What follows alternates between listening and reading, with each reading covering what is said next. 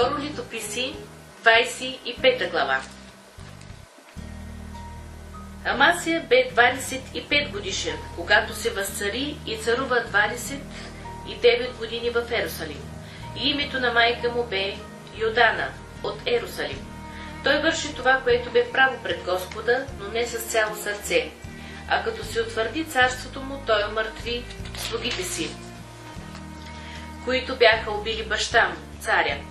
Но чадата им не умъртви, според писаното в закона в Моисеевата книга, където Господ, заповядвайки, каза: бащите да не умират поради чадата, нито чадата да умират поради бащите, но всеки да умира за своя грях. Тогава Амасия събра народа на Юда и постави от тях хилядници и стотници, според бащините им домове, по цял Юда и Вениамин, и като ги преброи от 20 години и нагоре, установи, че са 300 000 отбрани мъже, способни да излизат на война, които могат да държат копие и щит. А от Израил нае още 100 000 силни и храбри мъже за 100 таланта сребро.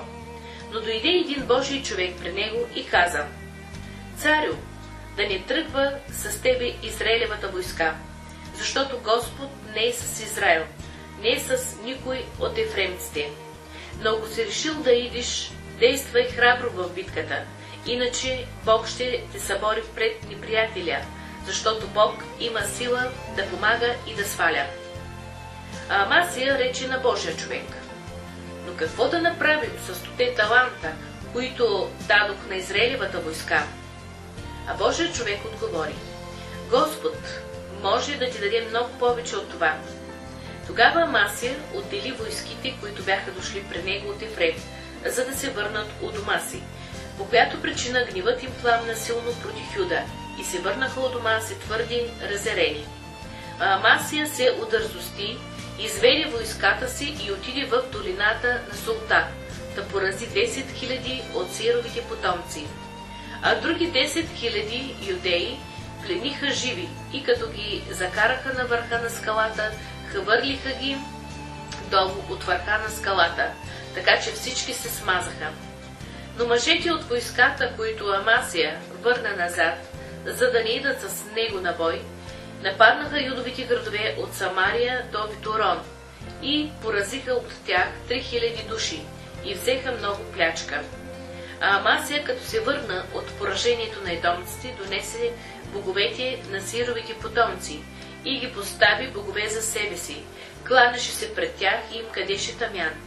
Затова гневът на Господа пламна против Амасия и той прати при него пророк, който му рече: защо си прибягнал към боговете на този народ, които не можаха да избавят своите си люди от ръката ти? А като му говореше той, царят му каза: съветник ли те поставихме на царя? Престани, защо да бъдеш убит?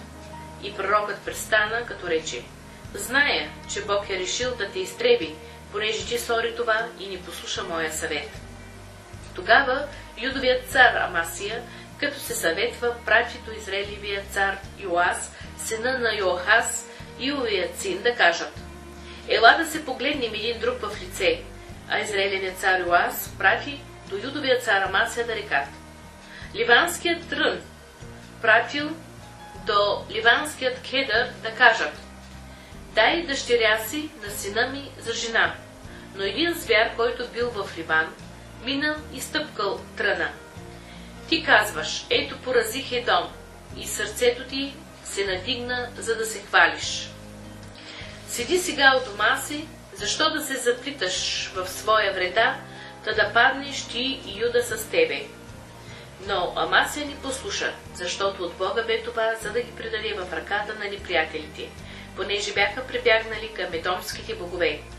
И тъй, Израилевият цар Йоас излезе, да се погледнаха един друг в лице, той и юдовият цар Амасия в Бет Шемеш, който принадлежи на Юда. И Юда беше поразен пред Израел, и побягнаха всеки в шатъра си.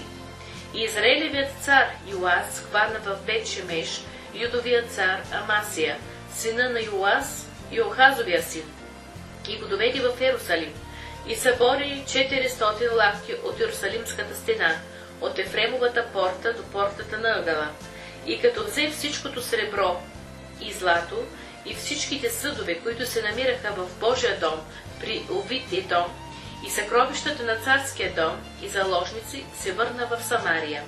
А след смъртта на Израилевия цар Йоас, Йохазовият син, Юдовият цар Амасия, Йоасовият син живя 15 години. А останалите дела на Амасия, първите и последните, ето, написани са в книгата на Юдовите и Израилевите царе. А след като се отклони Амасия от Господа, направиха заговор против него в Ерусалим, и той побягна в Лахиш. Но пратиха след него в Лахиш и го убиха там. И го докараха на коне, да го погребаха с бащите му в Юдовия столичен град.